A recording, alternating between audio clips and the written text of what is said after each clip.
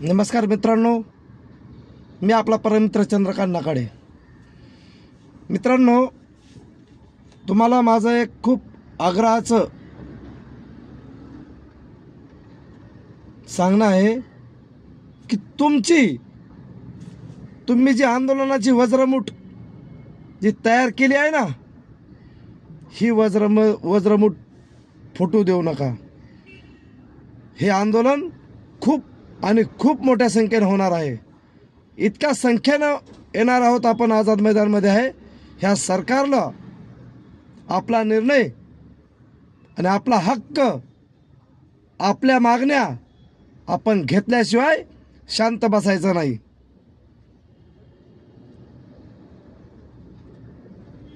खूप मोठा ह्या गव्हर्नमेंटने सुद्धा म्हणजे आपला विचार नाही करत आहे लोक, पण आपण आपला विचार करायला भाग पाडू. ज्यावेळेस आपण जास्त संख्येने येणार ना, त्यावेळेसच आपला विचार आपण करायला लावू शकतो. एक आणि दोन मिळून काही होऊ शकत नाही. इकट्ठा एक लाठी को तोड़ सकते हो, एक गट्ठे को नहीं तोड़ सकते हो. एक गट्ठा होना चाहिए भाई, एक गट्ठे को कोई नहीं तोड़ सकता. आप इतनी तादाद में आ जाइए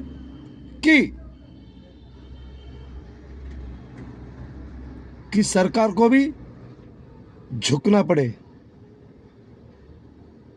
ड्राइवर खड़ा तो सबसे बड़ा, ड्राइवर खड़ा तो सरकार से भी बड़ा. हम लोग ड्राइवर दिखाएंगे इनको कि हम लोग क्या चीज़ है. इनको लगता है ये खाली एक ड्राइवर है. इनका क्या है, इनको वोट में गिनती हम नहीं करेंगे. बट मेरे दोस्तों, हम अकेले नहीं होते हैं. हमारा परिवार, हमारे रिश्ते नाते दोस्त, हम लोग कम से कम एक आदमी 100 150 आदमी से जुड़ा रहता है. और वो हम तकलीफ में होने के बाद वो कभी भी अच्छा महसूस नहीं करेगा. मला सांगायचं एवढंच आहे, जे मी हिंदीमध्ये याच्यासाठी बोललो की हिंदी बांधव असते ना, त्यांना कळण्यासाठी. मित्रांनो, आपण ड्रायव्हर कधीही कमजोर होऊ द्यायचा नाही. हा जर कमजोर झाला तर नक्कीच गुलाम होणार. लक्षात ठेवा. मी तर समजतो ड्रायव्हर हा अंतरिम शिपाई आहे देशाचा. आणि जर हा अंतरिम शिपाई जर कमजोर झाला तर देश कमजोर झाला, लक्षात ठेवा. आणि देशाला लुटण्यापासून फक्त ड्रायव्हरच वाचू शकतो. कारण इंग्रज ह्या देशामध्ये आले होते व्यापारी म्हणून. नंतर त्यांनी आपल्या देशाला गुलाम बनवलं. तशाच ह्या कंपन्या आपल्या देशामध्ये व्यापार करायसाठी आलेल्या आहेत. उबर सारखी अमेरिकन कंपनी. जर आपल्या देशाला गुलाम होऊ द्यायचं नसेल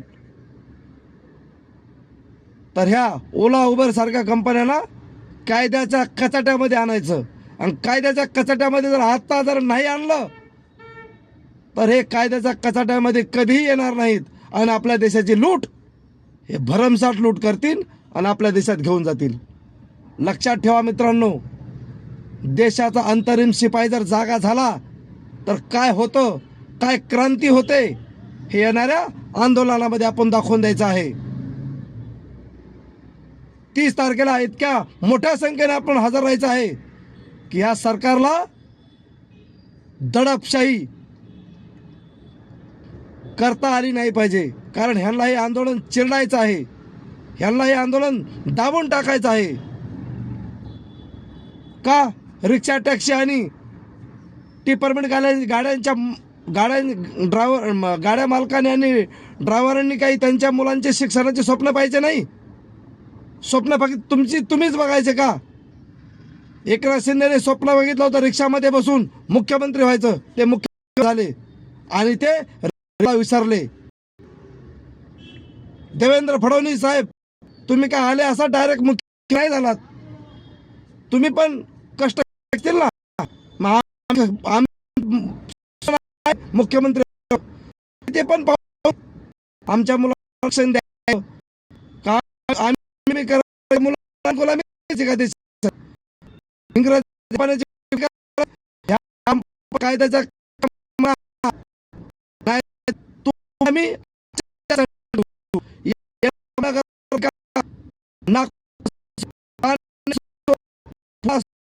नाशिक असो, महाराष्ट्रामध्ये प्रत्येक जिल्ह्यामध्ये आमच्यावर गेलेला आहे. तसं वाटत असेल हा ड्रायव्हर चिमूटभर आहे, चिमूटभर आहे. भरेमध्ये खूप ताकद आहे. एक ड्रायव्हर तयार होतो, त्याची मूठ तयार होते आणि मुठ्याची वज्र मूठ तयार होते आणि वज्राला तोडण्याचा तुम्ही प्रयत्न करू नका. देवेंद्र फडणवीस यांचा त्यांना मिळून द्या, नाहीतर ते येणार कुठलीही महानगरपालिका तुमच्या हातात देणार नाही. पासून आले बसणार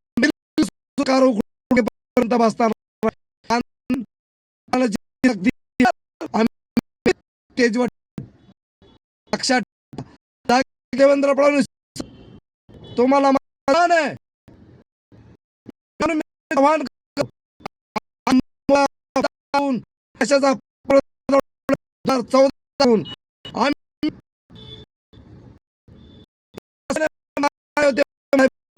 मी तुम्हाला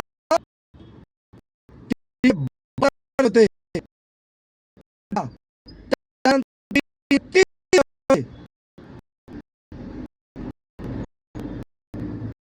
त्यानंतर 204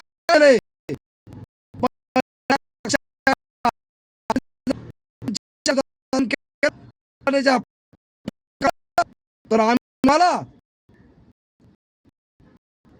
दो हमारे पार्लियामेंट जल बिहारी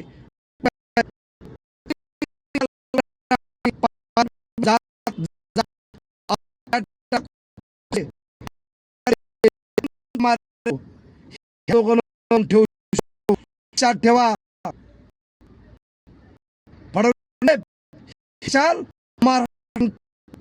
ज्वलन तेवर ठेवू.